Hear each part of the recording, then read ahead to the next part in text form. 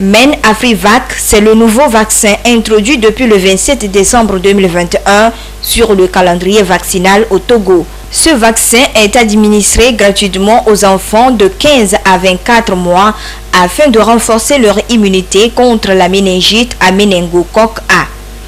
Après des campagnes de vaccination dans 4 régions à haut risque du pays avec des résultats satisfaisants, il était important pour le ministère en charge de la Santé d'introduire ce vaccin dans la vaccination de routine, ce qui permettra d'éradiquer cette pathologie qui continue de menacer les populations. La toute première épidémie qui s'était déroulée en 1997 a touché surtout la région des Savanes, c'est-à-dire que Tone, plus de 3387 cas avec 515 décès. Et donc face à ces flambées de cas et de décès, il est très important qu'on introduise ce type de vaccin dans le PEV de routine afin que les enfants acquièrent une immunité et par conséquent pouvoir lutter contre la survenue éventuelle de cette maladie. Donc c'est à partir du 15e mois que la méningite se fera. Et elle se fera au même moment où on fera la deuxième dose du vaccin RR, rougeole, rubéole. La sensibilisation et la mobilisation des parents autour du vaccin MEN-AfriVac reste une étape cruciale. Et la contribution des professionnels de médias s'avère indispensable, d'où cette rencontre d'information et d'échange entre les journalistes et les responsables de la direction régionale de la santé Grand Lomé. Afin que la communauté, la population adhère à cette vaccination de nos enfants, il faudrait qu'on puisse sensibiliser, informer tous les parents. Et cette sensibilisation ne sera effective et va réussir qu'à travers les médias. Il faut noter qu'en dehors des médias, les journalistes, on a aussi les relais communautaires. On fera des réunions pour partager les mêmes informations qu'on a eu à partager aujourd'hui sur les importances, l'avantage de faire vacciner les enfants. Souvent les parents, à partir du 9e mois, après avoir fait leur vaccin contre la rougeole rubéole, oublient qu'il faut encore ramener les enfants à partir du 15e mois. Parce que par le passé, les informations qu'on disposait, c'était de faire vacciner son enfant au moins 5 fois. Mais maintenant, c'est qu'il faut faire vacciner son enfant au moins 6 fois. C'est-à-dire qu'après le 9e mois, il faut encore amener son enfant pour se faire vacciner contre la méningite et la rougeole deuxième dose. La méningite est une infection bactérienne grave et qui peut avoir des séquelles irréversibles sur les victimes. Il importe donc de protéger les enfants à travers le vaccin MEN-AfriVac qui confère 10 ans d'immunité.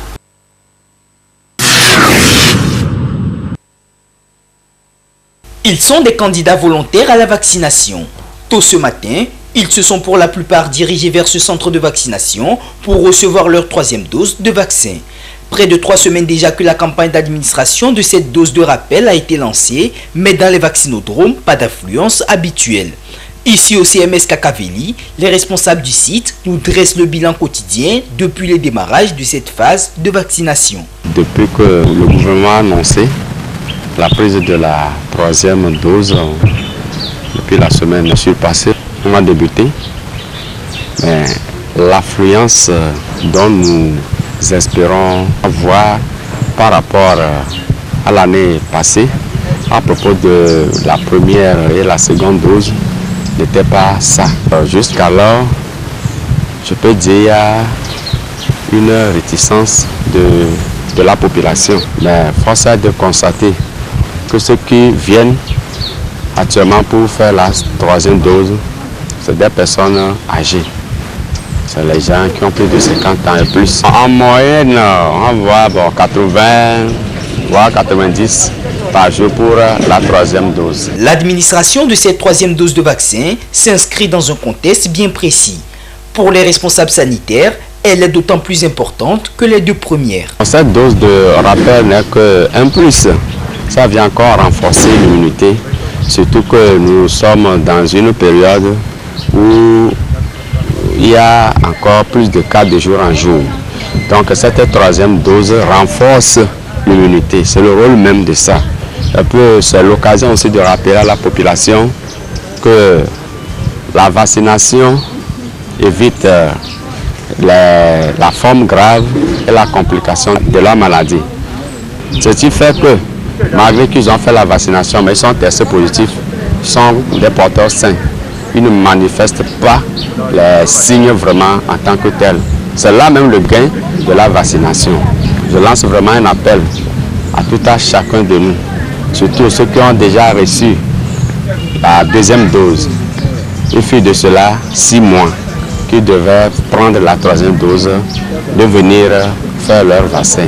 Faire front commun au coronavirus passe avant tout par la mobilisation de tous autour du vaccin. Un appel incessant lancé une fois de plus vis-à-vis des populations.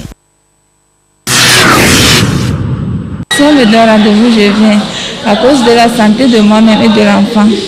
Pour que l'enfant soit en bonne santé et que moi aussi je sois en bonne santé. C'est une bonne chose de se faire suivre. Adjo Besson est une femme enceinte. Elle est ici pour le suivi médical. Dans le domaine de la médecine, le suivi se définit comme l'ensemble des visites préventives et périodiques effectuées chez un médecin. Cette pratique médicale permet, selon les spécialistes de santé, d'éviter d'éventuelles maladies chez certains et pour d'autres, suivre avec précaution leur traitement. Le suivi médical concerne aussi bien les enfants que les adultes, les femmes enceintes, les travailleurs de certaines entreprises et les enfants, par exemple, sont des personnes bien portantes, mais pour qui le suivi médical est important. Quand on n'est pas malade, il s'agit éventuellement du suivi pédiatrique. Il s'agit là de voir l'enfant déjà dès la naissance jusqu'à son adolescence, dans le but d'abord de s'assurer qu'il n'y a pas de maladies congénitales chez cet enfant-là, dans le but également de surveiller sa croissance, surveiller son développement affectif, surveiller son développement psychomoteur et aussi la vaccination, s'assurer que l'enfant a pu faire toutes ces vaccinations parce que ces vaccinations-là permettent d'éviter la plupart de certaines maladies. Dans le suivi de la femme enceinte, de la conception jusqu'à l'accouchement, il s'agit de s'assurer que la femme bénéficie de certains médicaments indispensables. C'est aussi l'occasion de s'assurer que la femme est dans de bonnes conditions, que le bébé se développe bien et qu'elle peut accoucher dans le centre où elle fait ses CPN. Grâce au suivi chez la femme enceinte, on arrive à détecter la présence de certains signes d'urgence qui nécessitent par exemple une référence vers un centre plus adapté pour l'accouchement. Ceci dans le but de réduire la mortalité et la morbidité chez les femmes enceintes. Si on prend le cas de la cimenterie, si on prend le cas des industries à plastique, souvent dans ces entreprises-là, les métaux auxquels les salariés sont en contact, ces métaux-là sont connus pour, à long cours, par exemple, être cancérigènes.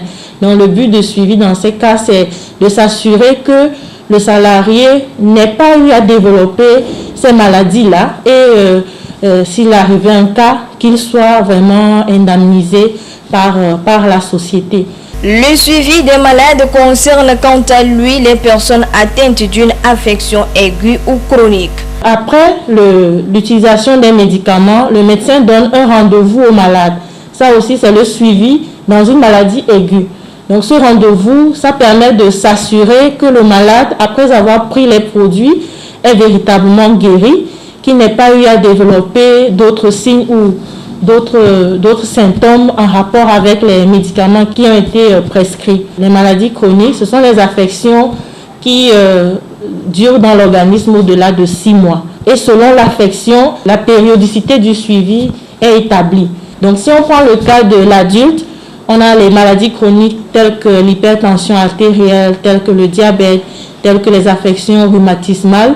Donc dans ces cas de mesure, le but du suivi, c'est d'abord de s'assurer que le malade observe bien son traitement, de s'assurer aussi que le traitement qui est mis en place est toujours efficace, de s'assurer qu'il n'y a pas apparition d'une complication quelconque. Le suivi médical est donc d'une importance capitale. La négligence ou le mauvais suivi peut avoir des répercussions graves sur la santé. Un suivi qui est mal fait chez ces patients-là, on peut avoir l'apparition des complications de ces pathologies-là qu'on voulait éviter. Lorsque le suivi, par exemple, chez l'enfant aussi n'est pas fait de manière régulière, il peut apparaître, à l'instar d'un développement psychomoteur qui ne se fait pas très tôt, on peut avoir ce type de complications-là, et c'est des retards qui vont se répercuter sur la vie sociale de l'enfant. Pour une bonne santé, il est conseillé de débuter tôt le suivi médical et le faire régulièrement. Les temps d'harmattan sont des périodes où les enjeux liés à la circulation et à la sécurité routière sont plus élevés. Ces temps sont souvent marqués par l'apparition les matins et en début de soirée d'un amas de fines gouttelettes d'eau appelées brouillard. Réduisant considérablement la visibilité des usagers de la route, le brouillard les expose à plusieurs dangers sur la route, dont les accidents. En cette période de brouillard et d'harmattan, les usagers sont beaucoup plus exposés au risque d'accident, dû au fait que la visibilité est tellement réduite. En temps de brouillard, les risques d'accident sont beaucoup plus élevés. Voilà pourquoi nous devons toujours veiller à notre sécurité et à la sécurité des autres. Lors de la formation, nous parlons de tout ça, des conduites à tenir quand tout est normal et des conduites à tenir en temps d'intempérie. En ces moments, nous devons beaucoup redoubler de vigilance. On dit souvent que mieux vaut arriver tard que jamais. Donc, nous ne devons pas être pressés en route, puisque en circulation, nous ne sommes pas en compétition avec qui que ce soit. Pour ainsi donc échapper aux conséquences dramatiques pouvant résulter de la présence de brouillard sur la route, les spécialistes du code de la route recommandent certaines dispositions pratiques. Nous savons tous que la réglementation, la limitation de vitesse en agglomération, c'est 50 km/h. Mais partant de brouillard, est-ce qu'il faut aller jusqu'à 50 à l'heure? Non, il faut rouler beaucoup plus en dessous de 50 km/h. Nous devons aussi allumer les feux pour voir et être vus par les autres usagers. Les motocyclistes, quant à eux, ils doivent impérativement essuyer régulièrement leur visière de casque pour beaucoup plus de visibilité. Donc, avant de rentrer dans son véhicule le matin, les contrôles nécessaires, il faut les faire. On doit vérifier si nos feux fonctionnent, on doit vérifier si il y a présence de nos huiles et si ces huiles sont en bon état.